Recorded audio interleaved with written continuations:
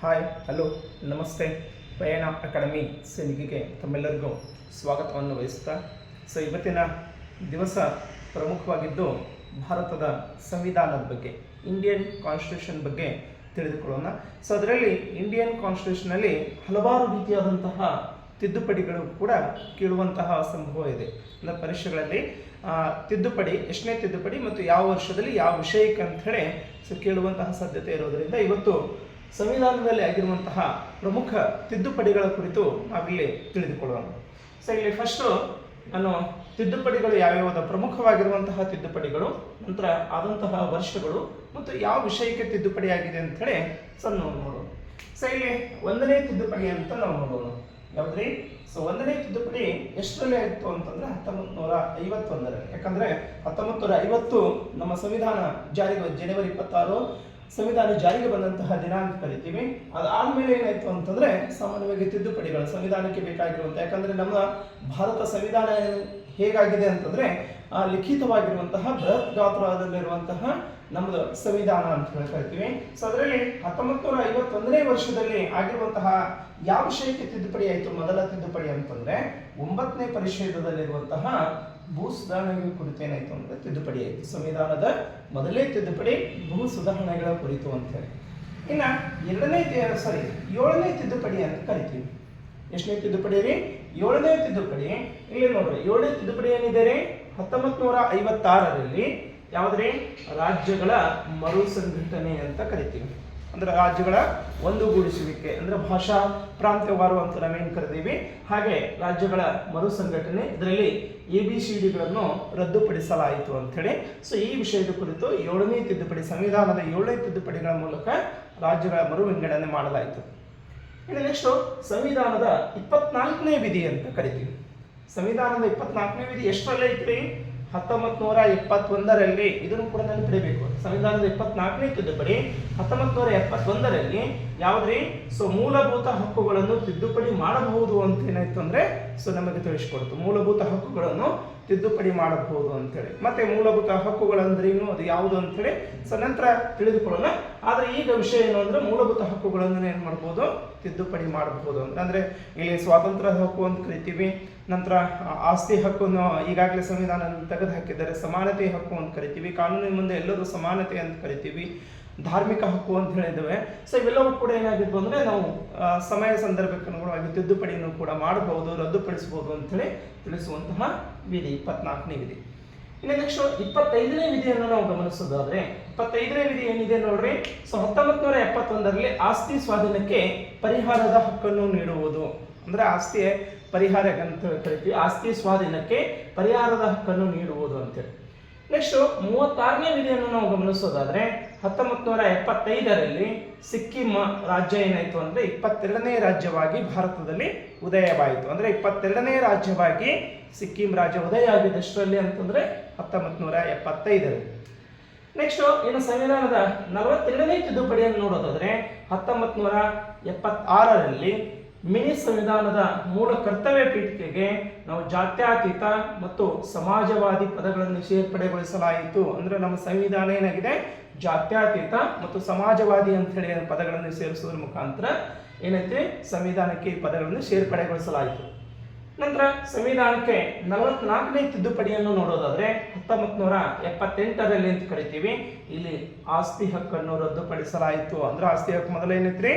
ಮೂಲಭೂತ ಹಕ್ಕು ಅಂತಿತ್ತು, ಅದನ್ನು ರದ್ದುಪಡಿಸಲಾಯಿತು. ಅಂದ್ರೆ ಆಸ್ತಿ ಹಕ್ಕನ್ನು ತೆಗೆದೆವು. ಮತ್ತೆ ತುರ್ತು ಪರಿಸ್ಥಿತಿಯಲ್ಲಿ ಕೂಡ ಏನಾಗಿದೆ ಅಂದ್ರೆ ಕೆಲವೊಂದು ನಿಯಮಗಳನ್ನು ಬದಲಾವಣೆ ಮಾಡಲಿಕ್ಕೆ ಏನಾಯ್ತು? ಅನುಕೂಲ ಆಯಿತು ಅಂತ ಹೇಳಿ. ಹಾಗಾಗಿ ಬದಲಾವಣೆ ಮಾಡಬಹುದು, ತುರ್ತು ಸಂದರ್ಭದಲ್ಲಿ ಬದಲಾವಣೆಗೆ ಒಳಪಟ್ಟಿದೆ ಅಂತ. ಇನ್ನು ಸಂವಿಧಾನದ 52ನೇ ತಿದ್ದುಪಡಿಯನ್ನು ನೋಡೋದಾದ್ರೆ 1985ರಲ್ಲಿ ಪಕ್ಷಾಂತರ ನಿಷೇಧ ಕಾಯ್ದೆ ಅಂತ ಹೇಳಿ ಜಾರಿಗೊಳಿಸಲಾಗ್ತದೆ. ಎಷ್ಟರಲ್ಲಿ? 1985ರಲ್ಲಿ ಸಂವಿಧಾನದ 52ನೇ ತಿದ್ದುಪಡಿಯ ಮೂಲಕ ಪಕ್ಷಾಂತರ ನಿಷೇಧ ಕಾಯ್ದೆ ಬರ್ತೈತಿ. ಅವಾಗ ಅದು 10ನೇ ಪರಿಷದವಾಗಿ ಏನಾಗ್ತದೆ? ಗಮನ ಸೆಳೀತದೆ. ನಂತರ 61ನೇ ಸಂವಿಧಾನದ ತಿದ್ದುಪಡಿ ಅಂತ ಹೇಳಿ ಕರಿತೀವಿ. ಎಷ್ಟರಲ್ಲಿ? 1989ರಲ್ಲಿ.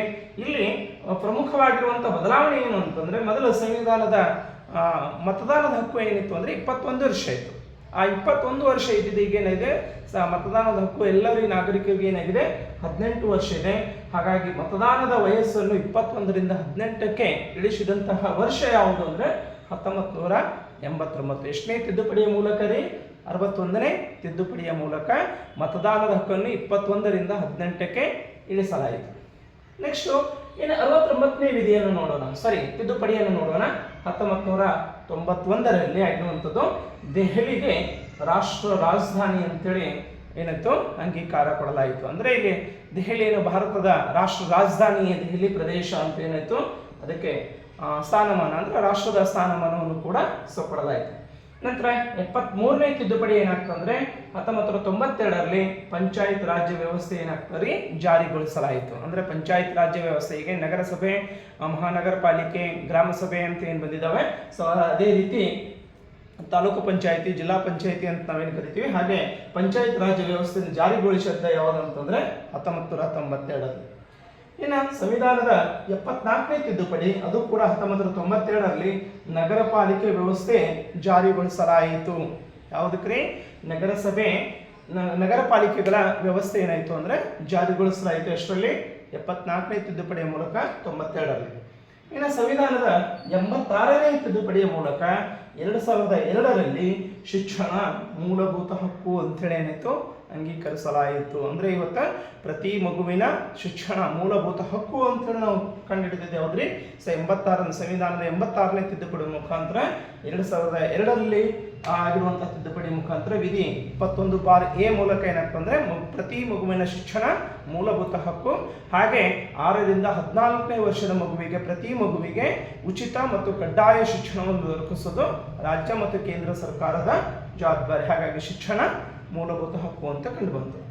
ನೆಕ್ಸ್ಟ್ 91ನೇ ವಿಧಿಯನ್ನು ತಿದ್ದುಪಡಿಯನ್ನು ನೋಡೋದಾದ್ರೆ ಇದು 2003ರಲ್ಲಿ ಮಂತ್ರಿಮಂಡಲದ ಗಾತ್ರವನ್ನು ಕೂಡ ಏನಾಯಿತು ಅಂದ್ರೆ 15% ಮಿತಿಗೊಳಿಸಲಾಯಿತು. ಅಂದ್ರೆ ಕೇಂದ್ರ ಸರ್ಕಾರ ಮತ್ತು ರಾಜ್ಯ ಸರ್ಕಾರಗಳ ತಮ್ಮ ಮಂತ್ರಿಮಂಡಲದ ಗಾತ್ರವನ್ನು ಕೂಡ ಏನಾಯಿತು 15%ಗೆ ಮಿತಿಗೊಳಿಸಲಾಯಿತು. ಇನ್ನು 92ನೇ ತಿದ್ದುಪಡಿಯ ಮೂಲಕ 2003ರಲ್ಲಿನೇ 8ನೇ ಪರಿಚ್ಛೇದಕ್ಕೆ 4 ಭಾಷೆಗಳು ಕೂಡ ಏನಾಯಿತು ಅಂತಂದ್ರೆ ಸೇರ್ಪಡೆಯಾದವು. ಎಷ್ಟ್ರಿ? 4 ಭಾಷೆಗಳು ಕೂಡ ಏನಾಗ್ತವೆ 8ನೇ ಪರಿಚ್ಛೇದ.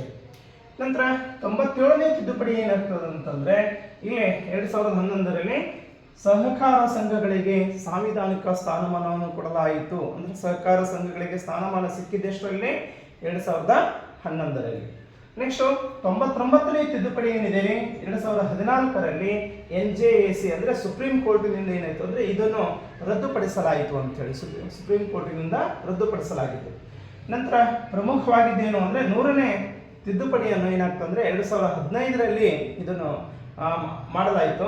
ಸೊ ಏನು ಅಂತಂದ್ರೆ ಬಾಂಗ್ಲಾದೇಶದೊಂದಿಗೆ ನಮ್ಮ ನೆನೆಯ ರಾಷ್ಟ್ರ ಬಾಂಗ್ಲಾದೇಶದೊಂದಿಗೆ ಗಡಿ ಭೂ ಪ್ರದೇಶವನ್ನು ಕೂಡ ಏನಾಯಿತು ಅಂದ್ರೆ ವಿನಿಮಯ ಮಾಡಿಕೊಳ್ಳಾಯಿತು. ಅಂದ್ರೆ ಗಡಿ ಭೂ ಪ್ರದೇಶವನ್ನು ಗುರುತಿಸಿ ಭಾರತ ಮತ್ತು ಬಾಂಗ್ಲಾದೇಶಕ್ಕೆ ಏನಾಗ್ತದೆ ಅಂದ್ರೆ ಗಡಿಯನ್ನು ಗುರುತಿಸಲಾಯಿತು ಅಂತೇಳಿ. ಇನ್ನು ಈ ಪ್ರಮುಖವಾಗಿದ್ದೇನು ಅಂದ್ರೆ 101ನೇ ತಿದ್ದುಪಡಿಯನ್ನು ನಾವು ಗಮನಿಸಬೇಕು. 2016ರಲ್ಲಿ ಏನಾಗ್ತಂದ್ರೆ GST ಜಾರಿಗೊಳಿಸಲಾಗ್ತದೆ. ಎಷ್ಟರಲ್ಲಿ GST ಜಾರಿಗೊಂಡಿದೆ? 2016ರಲ್ಲಿ. ಅಂದ್ರೆ ಈಗ ಎಷ್ಟಾಯ್ತು? 10 ವರ್ಷವಾಯಿತು. GST ಜಾರಿಗೊಳಿಸಿ ಏನಾಗಿದೆ ರೀ?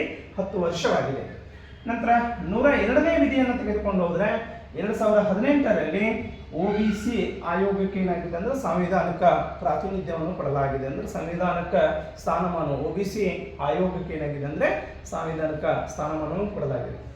ನಂತರ 103ನೇ ವಿಧಿ ಏನಾಗ್ತಂದ್ರೆ 2019ರಲ್ಲಿ EWS ಅಂದ್ರೆ ಎಕನಾಮಿಕಲಿ ವೀಕರ್ ಸೆಕ್ಷನ್ ಅಂತ ಹೇಳಿ ಕರಿತೀವಿ.